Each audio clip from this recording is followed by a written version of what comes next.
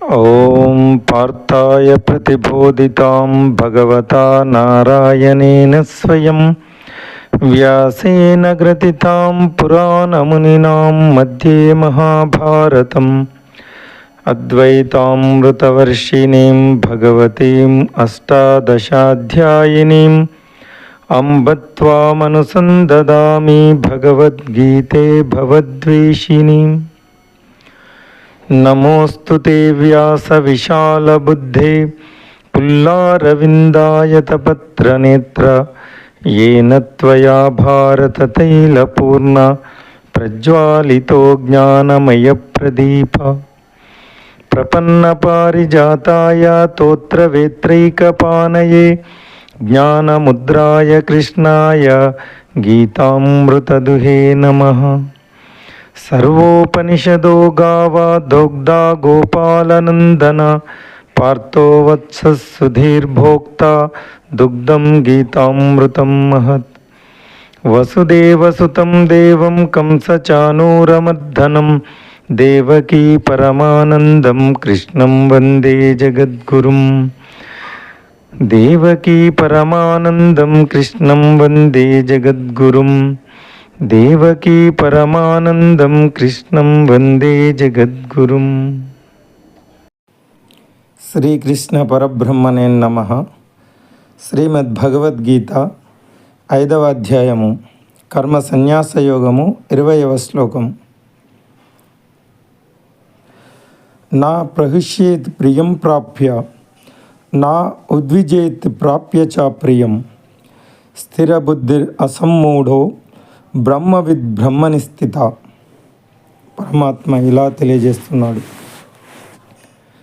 భగవంతుని యందే స్థితులై దివ్య ఆధ్యాత్మిక జ్ఞానమునందు దృఢమైన అవగాహన కలిగి ఉండి మరియు భ్రమకు లోను కాకుండా ఉన్నవారు ప్రియమైనవి జరిగితే అవి వారికి లభిస్తే పొంగిపోరు, లేదా ఏవేని అప్రియమైనవి జరిగితే కృంగిపోరు. ఈ శ్లోకంలో ఉన్న ఈ భాగం సుఖాలలో పొంగిపోరు, దుఃఖాలకు కృంగిపోరు అనేది బౌద్ధ మతంలో ఉన్న విపాసన ధ్యాన ఆచారంలో ఉన్న అత్యున్నత ఆదర్శం. ఈ రకమైన స్పష్టత మరియు ఖచ్చితత్వం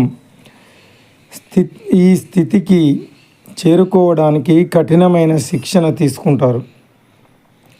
ఇది అంతిమంగా సమత్వ భావన స్థితికి చేర్చి అహంకారాన్ని అంతం చేస్తుంది. కానీ భక్తిలో మన చిత్తాన్ని శరణాగతిగా భగవత్ అర్పితం చేసినప్పుడు ఇదే స్థితిని సహజంగానే చేరుకుంటాము. 5వ అధ్యాయం 17వ శ్లోకంలో చెప్పినట్లు మన చిత్తాన్ని భగవంతుని చిత్తంతో ఐక్యం చేసినప్పుడు సంతోషాన్ని, బాధను భగవంతుని అనుగ్రహంగా స్వీకరిస్తాం. ఒక చక్కటి కథ ఈ వైఖరిని విశదీకరిస్తుంది. ఓసారి ఓ అడవి గుర్రం ఒక రైతు పొలంలోకి వచ్చింది.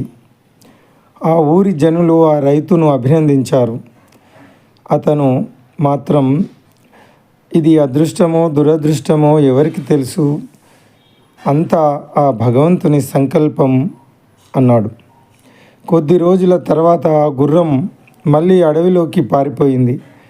చుట్టుపక్కల వాళ్ళు అతని దురదృష్టానికి జాలిపడ్డారు. అతను వారితో అన్నాడు, అదృష్టమో దురదృష్టమో ఎవరికి తెలుసు, అంతా భగవంతుని సంకల్పం అన్నాడు. మరికొద్ది రోజులు గడిచాయి. ఒకరోజు ఆ గుర్రం తనతో పాటు ఇంకా 20 గుర్రాలను తీసుకొని వచ్చింది. మళ్ళీ ఊరి జనులంతా అతనికి ఇది అదృష్టం, ఇది అబ్బురపడవలసిన విషయమని అభినందించారు. అతను వివేకంతో వారితో ఇలా అన్నాడు, అదృష్టమో దురదృష్టమో ఎవరికి తెలుసు, ఇదంతా ఆ భగవంతుని సంకల్పం.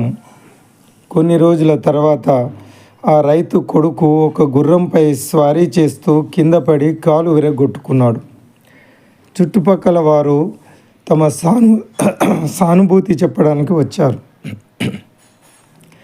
తెలివైన ఆ రైతు ఇలా అన్నాడు, మంచో చెడో ఇది భగవత్ సంకల్పమే కదా.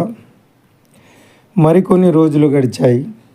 రాజుగారి సైనికులు వచ్చి అప్పుడే మొదలైన యుద్ధం కోసం ఆ ఊరిలో ఉన్న యువకులందరినీ సైన్యంలో చేర్చుకోవడానికి తీసుకువెళ్ళిపోయారు.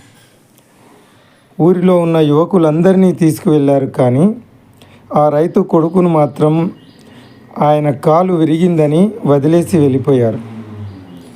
ఆధ్యాత్మిక జ్ఞానం మనకు కలిగించే అవగాహన ఏమిటంటే, భగవంతునికి ప్రీతి కలిగించడంలోనే మన స్వీయ ప్రయోజనం ఉంది అని. ఇది ఈశ్వర శరణాగతి దిశగా తీసుకువెళ్తుంది. ఎప్పుడైతే మన స్వీయ చిత్తం భగవంతుని చిత్తంతో ఏకమైపోతుందో అప్పుడు సంతోషాలను దుఃఖాలను కూడా ఈశ్వర అనుగ్రహంలా ప్రశాంతంగా స్వీకరించే సమత్వ బుద్ధి పెంపొందుతుంది. ఇదే సర్వోత్కృష్ట స్థితిలో ఉన్నవారి లక్షణం.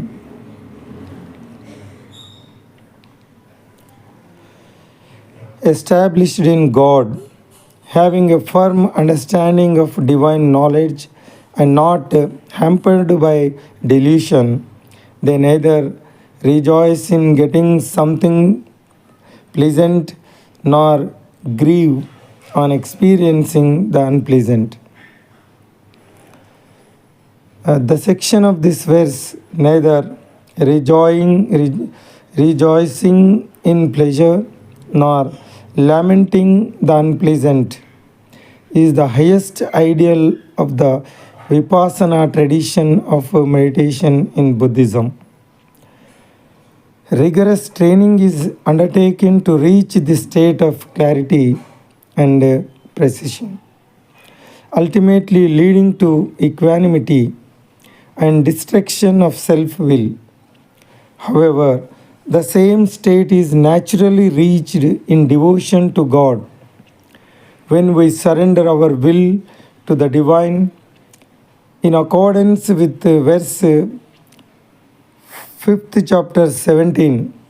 When we unite our will to the will of God, then both pleasure and pain are serenely accepted as His grace. A beautiful story illustrates this attitude. A wild horse once ran into a farm. People congratulated the farmer on his good luck. He said, "Good luck, bad luck, who knows? It is all the will of God." A few days later, the horse ran away back into the forest. His neighbors commented with his bad luck. He said, "Bad luck, good luck, who knows? It is all God's will." A few more days went by, and the horse returned with 20 more wild horses. Again, people congratulated the farmer on his stroke of good luck. He wisely reflected, "What is good and bad luck? This is all God's will." A few days later, the farmer's son broke his leg while riding one of the horses. The neighbors came to express grief. The wise farmer responded, "Pleasant and unpleasant, it is only God's will." Some more days went by, and the king's soldiers came to recruit all young men into the army for the war that had just broken out. All the young men in the neighborhood were taken into the army, but the farmer's son was left behind because his leg was broken. Divine knowledge brings the understanding that our self-interest lies in giving pleasure to God. This leads to surrender to the will of God, and when the self-will gets merged in the divine will, one develops the equanimity to serenely accept both pleasure and pain as His grace. This is the symptom of person situated in transcendence.